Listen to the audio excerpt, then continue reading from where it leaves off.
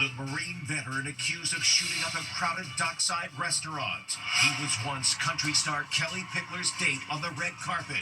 I got my date here tonight, and we're going to have a good time. Then Super Bowl halftime controversy. Singer Bad Bunny. People are losing their minds about Bad Bunny. And secrets of Selena Gomez's wedding.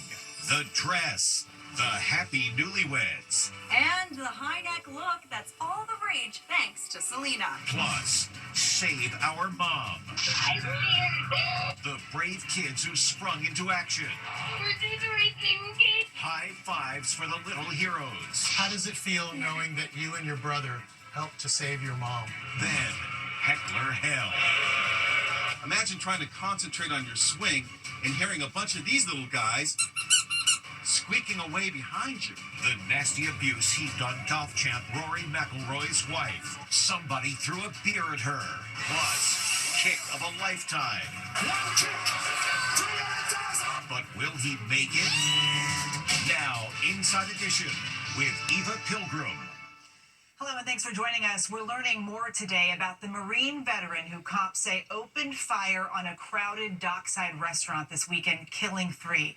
Look at this moment we found in our library. It shows him escorting country star Kelly Pickler to the CMT Awards. As Stephen Fabian reports, he was a Purple Heart recipient who authorities say was suffering from PTSD. I got my date here tonight, and we're going to have a good time. It's country music star Kelly Pickler on the red carpet. At her side, a wounded warrior who is today accused of a horrific mass shooting. Marine Sergeant Nigel Max Edge was Kelly's companion at the 2012 Country Music Television Awards. Prosecutors say he opened fire on diners at this popular dockside restaurant in North Carolina Saturday night, killing 3 and wounding 8. Everything appeared normal that night 13 years ago as they spoke with Inside Edition's Megan Alexander. This is a good-looking couple right here. Yes. We met a couple months ago, and he had invited me to attend a gala. The Marine sniper had been shot in the head in Iraq. His scars were clearly visible. Do you feel the love from these country music fans? I do. I never met a bigger crowd more dedicated to the American people and country music. He suffered from PTSD and brought along his service dog, Rusty. And get this, earlier this year, he sued Kelly Pickler, accusing her of attempting to poison him that night. A U.S. magistrate dismissed the bizarre lawsuit, calling his paranoid claims so delusional, they are simply unbelievable. He was on a downward spiral, and police say on Saturday he opened fire from his boat on diners at the American Fish Company restaurant. It was like pop, pop, pop, pop, pop, pop. I immediately grabbed my phone and started calling 911, telling them the boat had no lights on, and it was going slowly down the intercoastal. Then when I turned around, that's when I saw all the people laying down. A far cry from that date night with Kelly Pickler. Also this weekend, another Marine veteran reportedly suffering from PTSD was killed in a shootout with police after carrying out a horrific massacre at a Church of Latter-day Saints in Michigan. The suspect crashed his pickup truck into the building and opened fire, then set it ablaze. 4 people were killed, 8 others were injured. Super Bowl controversy. Global superstar Bad Bunny will be headlining the Super Bowl halftime show. His fans are overjoyed, saying they can't wait to dance with the Grammy-winning Latin performer. But as Ann Mercogliano reports, many supporters of President Trump say Bad Bunny is a bad choice because of his political views. He's one of the biggest stars on the planet. Bad Bunny is Spotify's most downloaded singer for 3 years running. And his recent concert from Puerto Rico was the most watched live stream ever. Now he's headed to the Super Bowl after being selected by NFL music impresario Jay-Z. I'm really excited for my friends, my family, Puerto Rico, all the Latino people around the world. People are losing their freaking minds about Bad Bunny. Obviously, he has global appeal.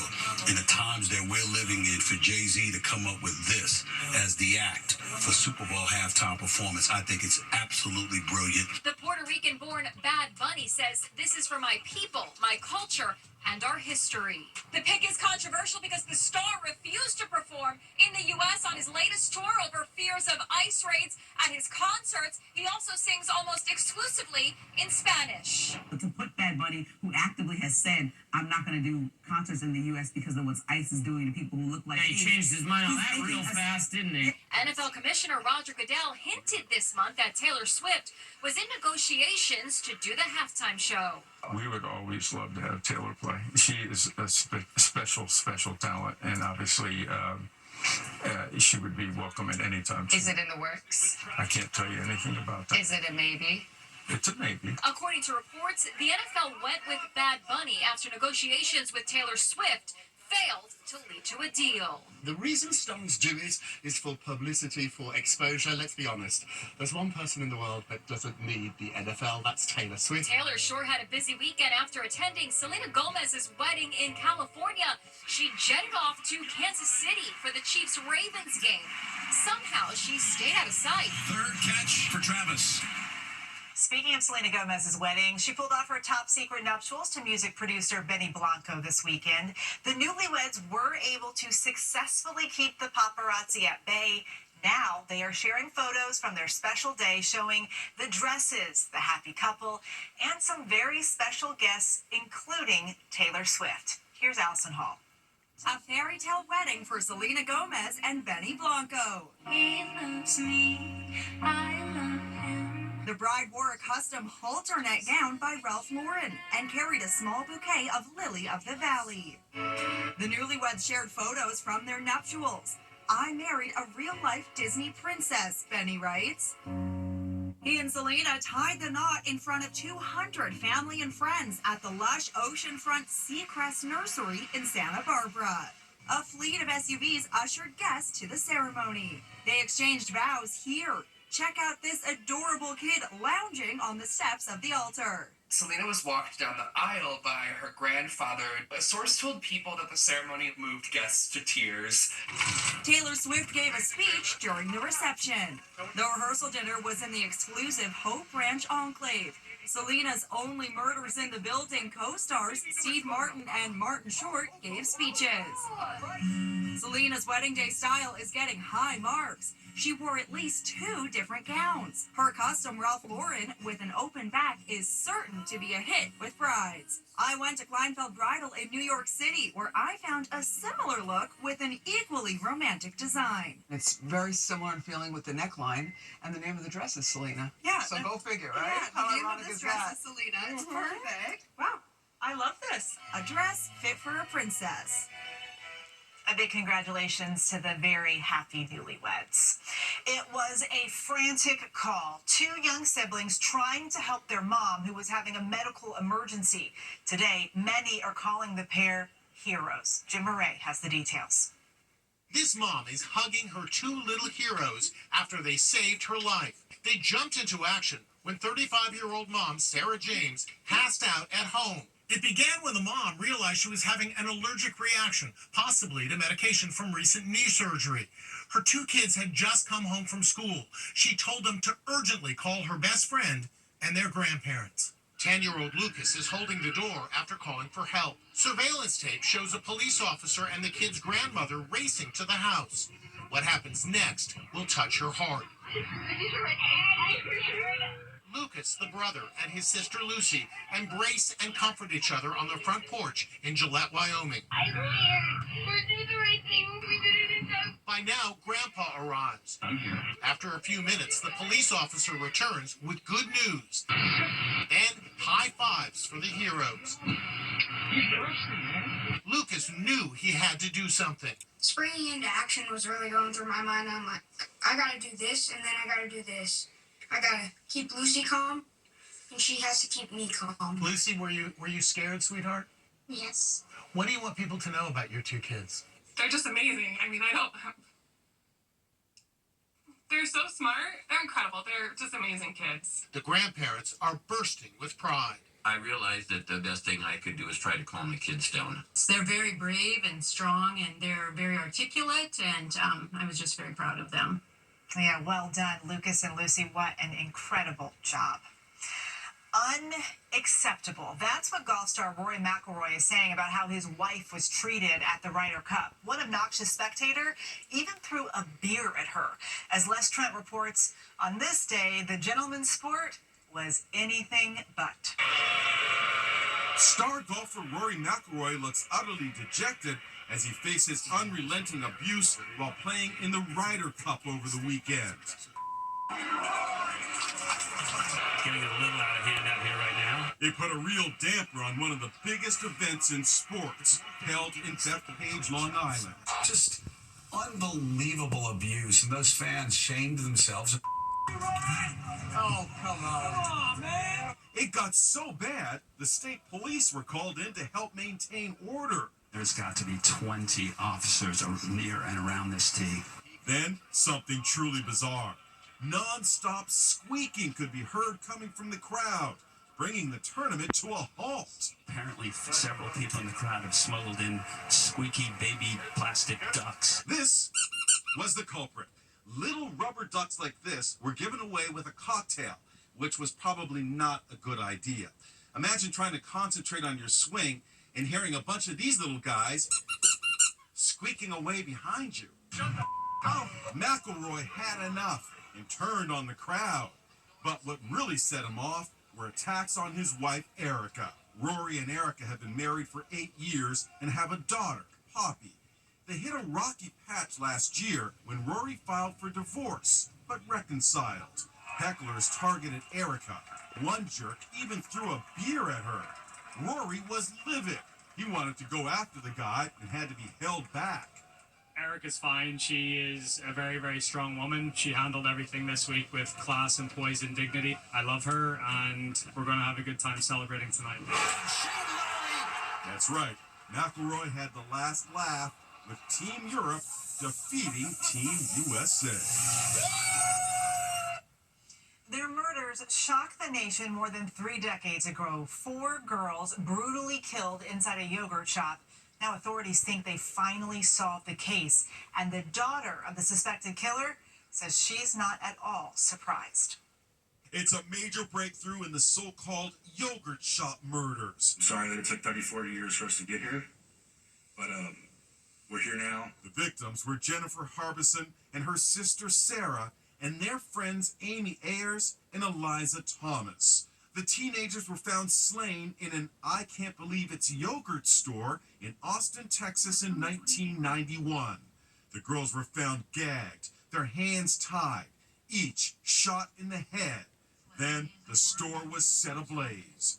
The slayings are the subject of the new HBO docuseries, The Yogurt Shop Murders. Now cops say Robert Eugene Brashers is behind the terrible crime, established by new DNA technology. The only physical evidence located at that scene has been matched to him. Brashers shot himself to death during a shootout with cops in 1999. We spoke to 48 Hours correspondent Erin Moriarty, who is covering the case. Investigators really believe they've got the right guy. This is a guy who is a serial killer and a serial rapist, as well as a pedophile. He's a very bad guy. Today, the lead detective said he believes that we will find other cases where he was involved. The still grieving families of the slain yogurt shop teenagers also spoke at a news conference in Austin today. I know now what happened, and that does ease my suffering. I really just came to say thank you for the Austin Police Department and all the love and support that you have given us over these 34 years. The suspect's daughter is also speaking out today. I'm very sorry for the pain and everything that my father has put everyone through. At today's press conference, the victims' family members wore badges saying, "We will not forget." What an opportunity for a college kid. Make a 30-yard field goal and win a big cash prize. One big problem, he can't kick. Les Trent tells us how he pulled it off with some help from a new friend. That's Pat McAfee of ESPN's College Game Day. We randomly select a ticket, and that person gets an opportunity to kick a 33-yard field goal. There's a lot at stake. A whopping $300,000. But William Shank Simpson has a different game plan to win that big prize. You won the raffle, and you said, I don't want to kick because I suck at kicking. Is that accurate? More or less. William's solution? Ask this freshman for help. 18-year-old Carson Albright. They met by chance at Penn State's Beaver Stadium. Well, I was looking around, I saw my man, he said he plays soccer, and I was like, this is my guy right here. The crowd is on fire. Carson gets ready. By the way, he's never kicked a football before. Nailed it. And here they are. Carson and William say they are splitting the money 50-50. Are you guys friends now? 100%. Oh, yeah. 100% for life. For life, right? For life. Oh, what an amazing story. The new friends say they're going to use the cash for college and will invest whatever's left. We'll be back with much more Inside Edition after this. Next, I confess. The son who during a sit-down TV interview admitted to killing his parents. What did you do to your parents? And elephant versus tourists. Inside Edition with Eva Pilgrim. We'll be right back. The remains of a missing couple were found buried in their backyard. Cops didn't have to look far to make an arrest because, as Jim Murray tells us, their own son confessed to the killings during a TV interview. In 2017, you took your father's life. Correct. And then moments later, or a short time later, you took your mother's life on that same day. Right. It's a stunning confession. A 53-year-old man admits to killing his elderly parents. He says to put them out of their misery. They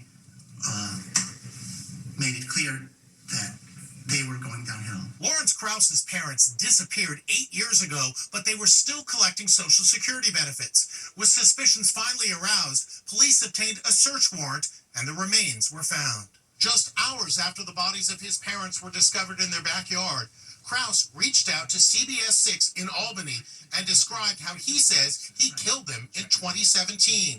Were there drugs involved? Was there a suffocation? Was there... You suffocated.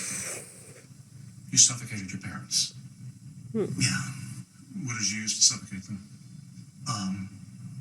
For my father, my hand. And for my mother, a rope. Krause insisted it's what his parents would have wanted. You know, my father already told me he has double vision. He had a hearing aid. He couldn't hear anymore. His eyes were going. He couldn't drive. My mother, I knew, was not using her turn signals properly. So they were losing their independence and even awareness of the world. After the 32-minute interview, Krause walked outside where cops were waiting to arrest him. Despite his on-camera confession in court, a public defender entered a not guilty plea for Krause, who neighbors reportedly describe as having serious mental health issues. We'll be back with much more Inside Edition after this. Still to come. Elephant versus tourists.